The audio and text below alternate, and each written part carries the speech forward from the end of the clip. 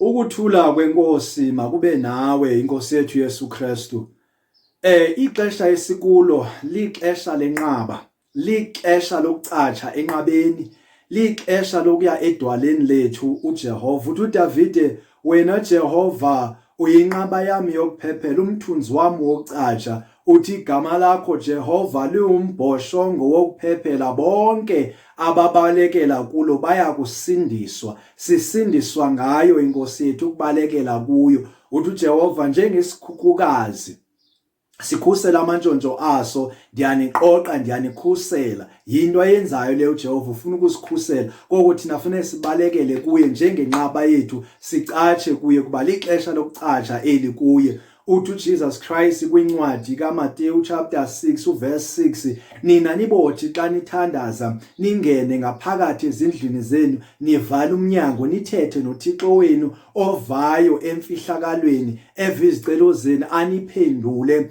ekuhleni esidlangalaleni, abantu bebona. Loo nto ithetha uba uThixo udeka itafula phambi kwezitha zethu. Kulapho uThixo esiphendula khona xa sisemfihlakalweni. Usuke ephendula izinto zethu zasemfihlakalweni aziphendule esidlangalaleni. Yinto efanele uba siyenze, sibalekele kuye, sicatshe kuye ngexesha sikulo, ngoba lixesha le-lockdown. Ixesha le-lockdown lixesha loba abantu bangasasanki, behle benyuka, bengayazi into abayifunayo, bangabhoreki abantu, babhorekele uba bawufuna bangani, babhorekele kuyonxila, bahambe nje into abangayazi, because kunokufa kukhona ngaphandle. Lixesha loba sibaleke ukufa kwangaphandle, size ngaphakathi ekuphepheni, sihlale ngaphakathi emfihlakalweni. Ndithetha nawe nje ndikwimfihlakalo yam, ndikwimfihlakalo yam, ndithetha nawe nje ndifihlakele, ndigciniwe ngoba ndisemfihlakalweni. Kulixesha endili-understandayo uba lixesha lemfihlakalo.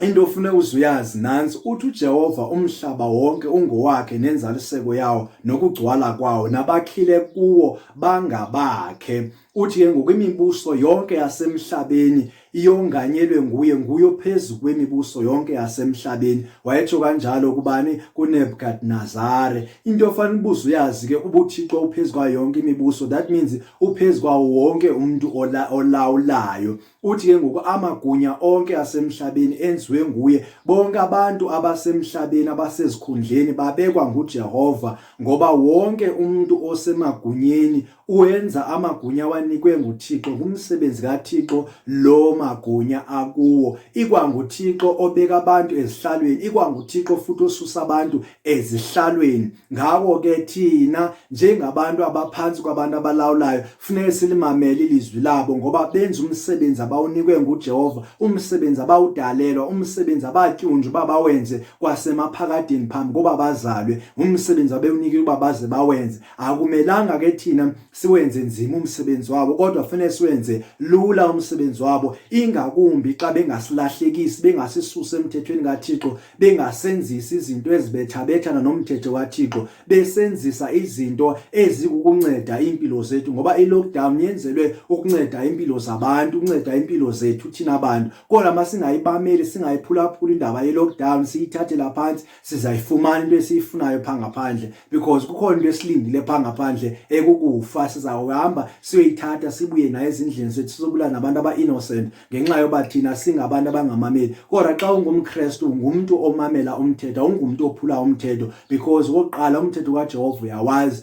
uba kukuthobela abantu abasemagunyeni. Uyayithetha lento uPawuli kwincwadi kaTimothy wokuqala kuchapter number 2, xa ufunda phaa uyayivakalisa uba makucelelwe, kuthandazelwe iinkosi nabantu abasemagunyeni ukuze sihlale kakuhle ngokuthula, sibathandazela aba bantu. Bafuna ukuthandazela, bafuna bancedwe. Nawe uyayiphinda noPeter lento kwincwadi zakhe uPeter uba isicaka esithobela umnikazi waso sisicaka esingumKristu olungileyo. Kufanele abantu abazizicaka bathobela abantu abasemagunyeni ukuze babe ngabantu abalungileyo, benza umthetho ngendlela eright, ukuze nabo abantu abasemagunyeni bazuzeke kusindiso likaThixo. Singawenzi nzima umsebenzi wabo, masiwathobele amagunya abasinike wona. Xa kuthiwa yi-lockdown, uhlale phansi endlini yakho, ube nabantu bakho, ufunde kabanzi ngabantu bakho bendlu yakho, ufunde, ungabhoreki, ungabhorwa abantu bendlu yakho, kodwa bafunde, uncede, ulungise apho fanele ulungise khona, njengomKristu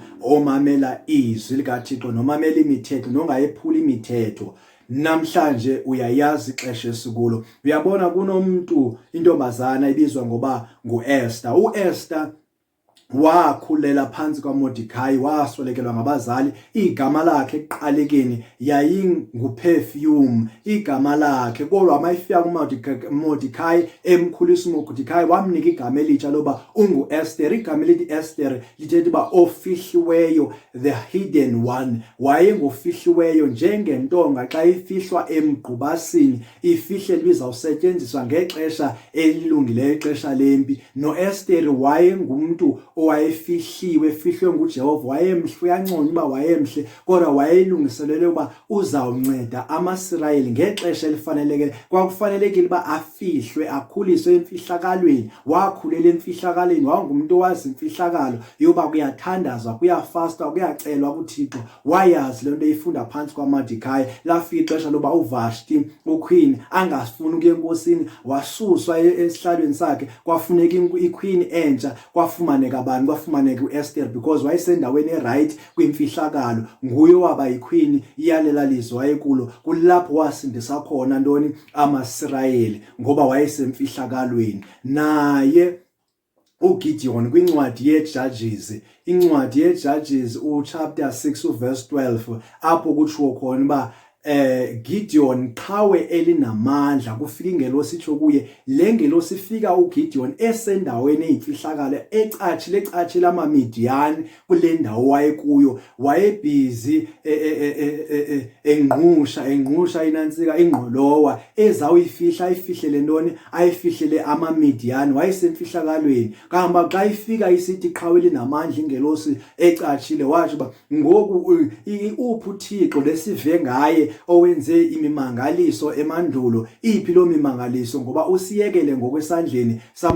samanantsika samaMidiyani. Kuthiwa wena Gideon uzahamba ngamandla onawo. Ngoba ufumaneke iphi uGideon? Ufumaneke esentonini, esemfihlakalweni, noba ezidela nje yena esithi yena ungowendlu encane yakwaManase, kwaye indlu leyo ewiki, kwaye kwayena ungomncinci endlini kayise. Loo nto leyo yayibonisa uba wayezidela, kodwa uThixo bebona iqhawe ngenxa yentobana wayengumuntu ohlala emfihlakalweni, wayazi imfihlelo kaThixo, wayikwazi uhlala noThixo. That is why kumele nathi sihlale emfihlakalweni, sibe ngabantu abagcinwe emfihlakalweni. Lixesha lemfihlakalo, lixesha lokuhlala noThixo, lokuhlala emakhayeni ethu, sivumele ixesha esikulo. Njengangoku ndisiza kuwe ndisemfihlakalweni, yinto efanele uba siyayenza le. Ungariski nje ubomi bakho ngento engenamsebenzi, kodwa xa uburiski ubomi bakho uburiske ngesizathu esivakalayo. Yabona ngoku ukuze uqonde uba lixesha lemfihlakalo, sifaka nemask xa sizawuphuma ezindlini sihambe siye kwezinye indawo. Kuba kukuthini ukufaka imask? Kukufihlakala, ufihla impumlo nomlomo wakho, uyazifihla, akho muntu okubona easily. Into yokuzifihla yinto yamasela. Isela xa lizayowe emzini lifaka inkumpa head, lizifihla uba lingabonakali ubuso balo, ngoba lenza imisebenzi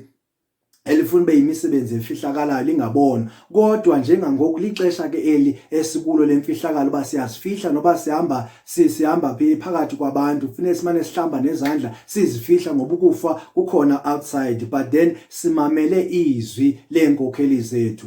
Ngoko ke uyafuneka embusweni kaYesu Kristu, emfihlakalweni, apho sigcina khona, apho siphepha khona. Come and have uJesus Christ. Iza kuYesu Kristu, umamkele njengenkosi nomsindisi. Eli lithuba endikunika lona uba yiza kuYesu Kristu, thatha isigqibo kule ndawo uhleli kuyo, apho uva khona le video, uthathe isigqibo soba namhlanje amamkele uYesu Kristu abe inkosi nomsindisi phezu kwempilo yakho. Uba ngabe somamkele uYesu ngaphambili kwaye awukabhaptizwa, kumele ubhaptizwe. If awazi bafana ubhaptizwe kanjani, ndicela undithumelele imessage, si-arrange into yokubhaptizwa kwakho, ngoba fanele ubhaptizwe upheleliswe embusweni wokusindisa, umbuso onkaThixo, umbuso wenkosi uYesu Kristu elawula ezulwini nasemhlabeni, elawula bonke ubomi, umnikazi wobomi, inkosi yamakhosi. Nguye lo endikubizela kuye, nguye le ndithi yiza kuye. Xa usiza kuye ke busiseka, usezawenza konke okulungileyo, isazela sakho usimamela. Amen.